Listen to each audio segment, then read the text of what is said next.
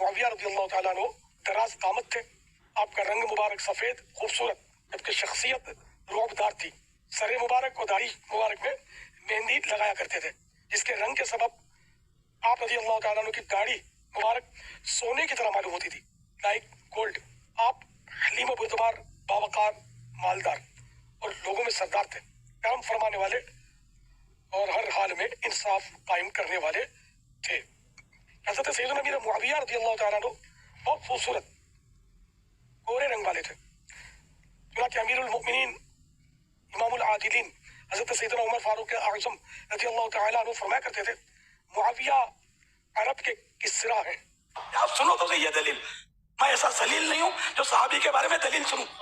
حضرت مولا علی کا مرتبہ جو ہے امیر معاویہ سے بہت زیادہ بڑا ہے، کروڑوں گنا کہوں تو بھی کم ایک بات ہے، لیکن اس کا مطلب یہ نہیں کہ امیر معاویہ صحابی نہیں ہے۔ صحابہ کی کوئی بے ادبی کرے، بالکل نو کمپرومائز کا بورڈ میرے پاس تو لگا ہوا ہے۔ صحابی نبی جنتی جنتی، سب صحابیات بھی جنتی جنتی، جو مطلب عقیدے کا مسئلہ، جیسے صحابہ کرام کے بارے میں پچھلے دنوں مسائل میں سیدنا امیر معاویہ رضی اللہ عنہ کا ذکر خیریاں ہوا اور بعض مطلب کھل گئے، وہ سننی ہی نہیں ہے، ان سے بنانا نہ بنانا وہ تو ہے نہیں نا، مطلب اب جس کے گھر جانا نہیں اس کو پتہ پوچھنا کیا۔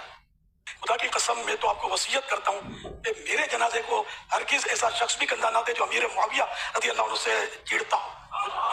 مجھے مدینے کے کتے کھا جائیں ایسے کندھے نہیں چاہیے، گستاخ رسول ہو، گستاخ صحابہ و اہل بیت ہو۔ اپنا سوال ہی نہیں، اپنا باپ بھی ہو تو اپنے کسی کام کا نہیں ہے۔ امیر معاویہ رضی اللہ عنہ صحابی اور جنتی صحابی ہے، اور ان کا بھی اپنا ایک مقام ہے، اس لیے مطلب مجھے تو حضرت امیر معاویہ رضی اللہ عنہ کی مظلومیت اس حوالے سے کہ لوگ برا بلا کہتے ہیں، اس حوالے سے میں آج سے نہیں، میں دعوت اسلامی کے بہت پہلے سے اس معاملے میں جذباتی ہوں۔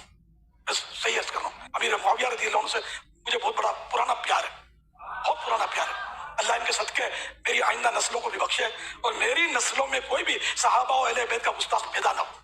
حضرت سیدنا عبداللہ بن عمر رضی اللہ تعالیٰ عنہما روایت فرماتے ہیں، ایک روز رسول اللہ صلی اللہ تعالیٰ علیہ وآلہ وسلم نے ارشاد فرمایا، ابھی تمہارے درمیان ایک شخص آئے گا، وہ جنتی ہے۔ تو حضرت سیدنا معاویہ رضی اللہ تعالیٰ عنہ داخل ہوئے تو رسول اللہ صلی اللہ تعالیٰ علیہ وآلہ وسلم نے فرمایا، معاویہ میں تم سے ہوں اور تم مجھ سے ہو۔ پھر آپ علیہ الصلوۃ والسلام نے دو انگلیاں یعنی درمیانی اور اس کے ساتھ والی ملا کر فرمایا، تم جنت کے دروازے پر میرے ساتھ اس طرح ہوگے۔ تو عاشقان صحابہ و اہل بیت حضرت معاویہ رضی اللہ تعالیٰ عنہ کے لیے جو وہ درود پاک پڑھ کر ایصال ثواب کر دیجیے۔ امیر معاویہ رضی اللہ تعالیٰ عنہ جو کہ کاتب وحی بھی ہیں، صحابی بھی ہیں، ابن صحابی بھی ہیں، جنتی بھی ہیں، ابن جنتی بھی ہیں۔ ان کے والدین بھی صحابی اور صحابیہ اور جنتی، ان کی بہن ام حبیبہ رضی اللہ تعالیٰ عنہ یہ بھی صحابیہ اور جنتی، بلکہ یہ تو ام المومنین بھی ہیں۔ یہ مبارک صحابی، ان کی آج بڑی رات ہے، اور آج الحمدللہ عالمی مدنی مرکز میں ان کی یاد میں جلوس کی بھی ترکیب تھی، اور الحمدللہ مدنی مذاکرہ بھی خصوصی طور پر رکھا گیا ہے، اور انشاءاللہ عز و جل آخر میں ان کی نیاز بھی کھلائی جائے گی انشاءاللہ۔ قرآن کہتا ہے کہ حضور کی صحبت میں رہتے تھے، حضور کے ساتھ مل کے نمازیں پڑھتے تھے، حضور کے ساتھ روزے رکھتے تھے، حضور کے ساتھ حج اور عمرے کرتے تھے، حضور کے ساتھ مل کے جہاد کرتے تھے، لیکن قرآن کہتا ہے کہ تھے منافق۔ اہل بیت کے دشمن ہو کے تو صحابی زادے نہیں بچ سکے، یہ پیر زادوں کی کیا اوقات ہے؟ ایک ہی شرط بیان کی ہے میرے اور آپ کے پیارے آقا نے، جن کا ہم کلمہ پڑھتے ہیں، جان کائنات، روح کائنات، مقصود کائنات، وجہ تخلیق کائنات، آمینہ کے لال، پاک زہرا کے پاک بابا، حسنین کے نانا، میرے مولا کے بڑے بھائی، ایک ہی شرط بیان کی۔ میرے آقا نے فرمایا میری اہل بیت کو ماننے کے لیے نہ حاجی ہونا ضروری ہے، نہ علامہ ہونا ضروری ہے، نہ مفتی ہونا ضروری ہے، نہ زاہد، نہ عابد، نہ متقی، نہ پرہیزگار ہونا ضروری ہے۔ حضرات، میرے آقا نے فرمایا میری اہل بیت کو ماننے کی ایک ہی شرط ہے۔ جی آقا، فرمایا ماں کا نیک ہونا ضروری ہے، باپ کا ایک ہونا ضروری ہے۔ اوئے ہوئے، وہ حدیث دے رہا ہوں میں، یہ حدیث سے مصطفیٰ دے رہا ہوں۔ اہل بیت کو وہ مانتا ہے ماں نیک ہو، باپ۔ اب آؤ میری طرف، جب یہ حدیث آ گئی اب میری طرف آؤ۔ صحیح بخاری، مسلم، ترمذی، ابو داؤد، نسائی، ابن ماجہ، حاکم، قسطلانی، اسقلانی، سیوطی، بہقی، طبرانی، قاضی عیاض، ابن حجر مکی، علامہ علوسی، فخر الدین رازی، جلال الدین سیوطی، बेहकी, तबरानी, काजी अयाज, अबू हनीफा, मालिक, शाफी, अहमद बिन हंबल। हजरात, हदीस की दुनिया की, तारीख की दुनिया की कोई किताब लेके आओ मेरे सामने, जरा अहले बैत के दुश्मनों के शजरे तो खोलो। ओए होए, जैसे जैसे अहले बैत के दुश्मनों के शजरे खोलते जाओगे, मेरे मुस्तफा का फरमान सच होता नजर आता जाएगा।